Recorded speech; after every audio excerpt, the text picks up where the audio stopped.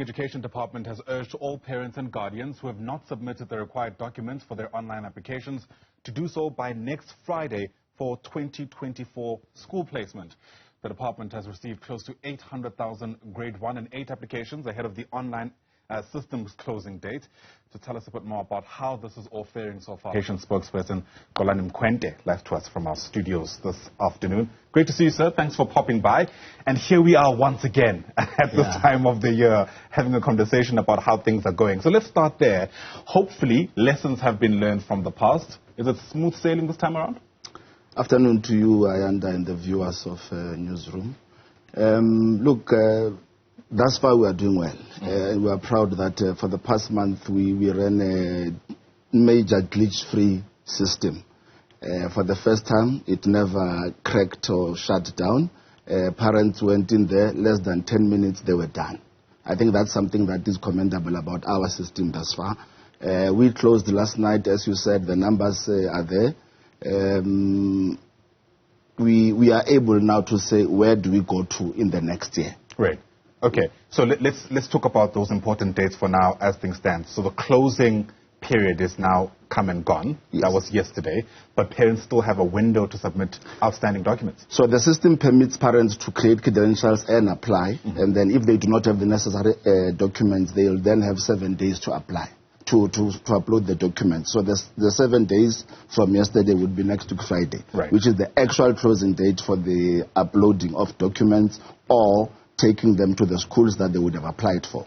Okay, but no new applications? No new applications, no new applications. The system is down now. Sure. We're good. And so far, how many of these, credentials that have been opened do have outstanding documents? Because I remember in the past, that's also been a sticky issue. Parents starting and initiating the process, but not submitting the right documents or not submitting documents at all. The important feature that was put was that parents have 7 days. So the new ones who would now have 7 days are the ones who applied yesterday. So those ones who could not apply, the application would have lapsed, so they would not have the time to upload them. Hence we said, if you can upload, at least take the documents to the schools that would have applied for. Okay. Yeah. All right. Which is a different strategy, because in the past, the whole point was to try to prevent people from going to schools in person. Yes, absolutely. But this time around, there are no queues. It's just the submission of the documents. It's an option available to parents, but they can still upload them online. Does that guarantee them place at that school? No, it doesn't. It doesn't. No one is guaranteed a place at a specific school. We have a list of criteria that we use. The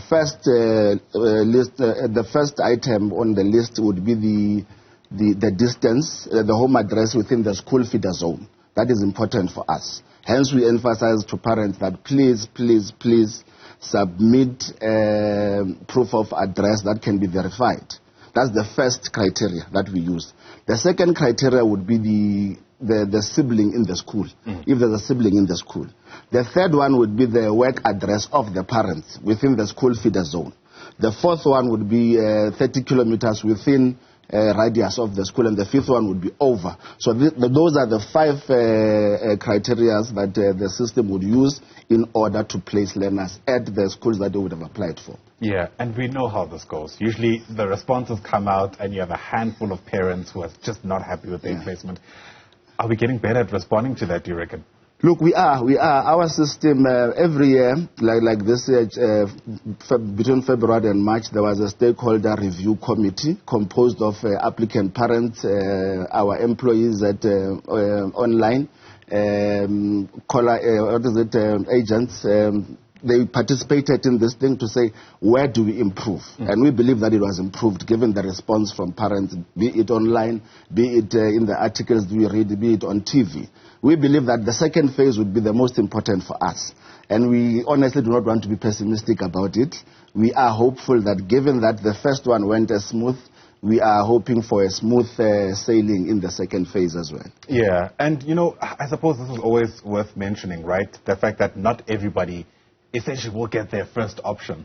But I'm sympathetic to the parents who are saying, whilst I appreciate that, I also want the best for my child. And, school X, for argument's sake, simply isn't that. The challenge for the department becomes making sure that parents don't feel like they're getting the short end of the stick by sending their kids to specific schools?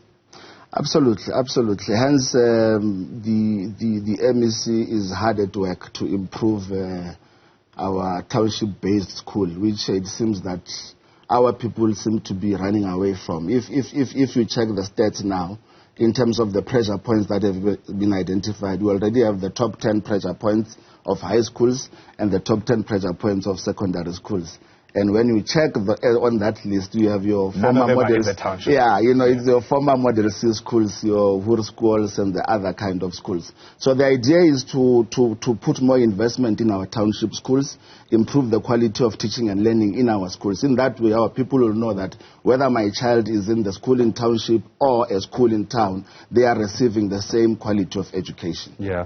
The thinking with even introducing this online system was to ensure that there isn't segregation that takes place for schools, of course, that go about their own business in nefarious ways. Are you finding, being achieved? I mean, we've been at this now for a couple of years, and hopefully we can start seeing the fruits of that labor if it is in fact working. It is working, but I think I would not want us to limit the benefits of the online system to that only. Our people were not going to schools and being on long queues just to submit.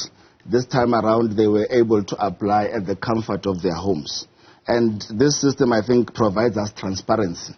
Hence, we emphasize the criteria to parents that so long as you applied on time and you put all these necessary documents, and importantly, if your home address is within the school feeder zone, when the placement offers happens, likely is that you would be given this. But we emphasize that you must put 3 options of schools. That is the minimum, and the maximum would be 5. So definitely parents their children would be able to be allocated space in either of the schools that they would have applied for. But we want to assure parents that if you do not get the first school, if you do not get the second school, you will get the third school. And that should not be if you don't get these ones, if you get number 3, you can't now come and say, I wanted number 1. Yeah. We are using what you gave us. But now, all these are dictated upon by the space in our schools. Okay, but the guarantee, if I'm hearing you correctly, is that at least it'll be one of your top 3 options. Yes, it will be one of the top 3 options on the basis of the first major criteria, which is the address within the school feeder zone. All right, loud and clear. Hopefully, we are able to see through to that. You and I, I'm sure, will talk more about this at the time when the parents come knocking at our doors. But for now, Xolani Mkhwemte, thanks very much indeed for coming. Thank you very much.